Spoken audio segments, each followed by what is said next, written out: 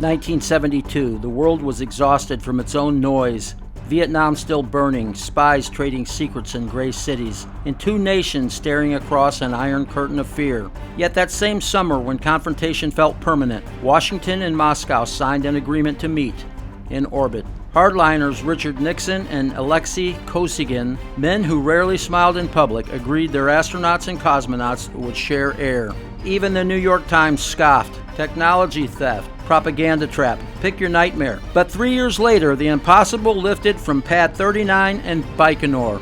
The docking itself was absurd engineering. One side built in inches, the other in millimeters. Bolts wouldn't match. Voltages disagreed. Even the oxygen connectors argued. So engineers built a translator made of titanium, a docking module that could convert imperial to metric, democracy to communism, at least for 44 hours. They called it the ASTP docking adapter. I call it the world's first peace converter. 2 spacecraft, 2 languages, one chance to prove humanity could synchronize more than weapons. July 17, 1975, 2 small capsules approach above the Atlantic. For nearly 3 hours, they circle, aligning, checking, doubting. Then, a metallic click heard on every continent. Soyuz and Apollo locked together, and through the narrow hatch floated Alexei Leonov and Tom Stafford. They shook hands, a moment rehearsed for cameras, yet somehow real. And for 44 hours, they orbited as one ship, sharing meals, laughter, and a cautious respect that politics could never manufacture. 44 hours, they shared a vessel.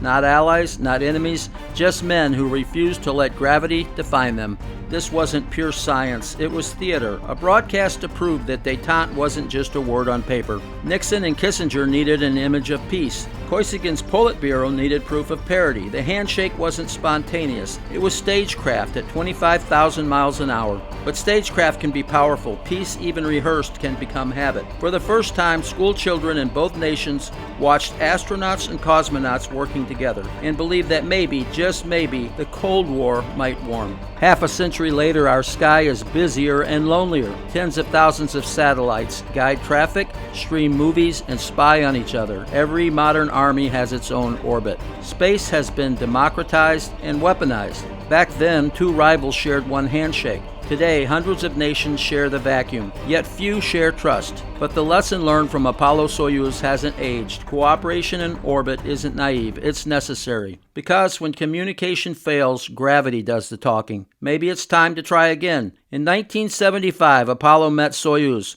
Their handshakes may have faded into history, but the echo still circles the Earth. This is Commander Cooper, out.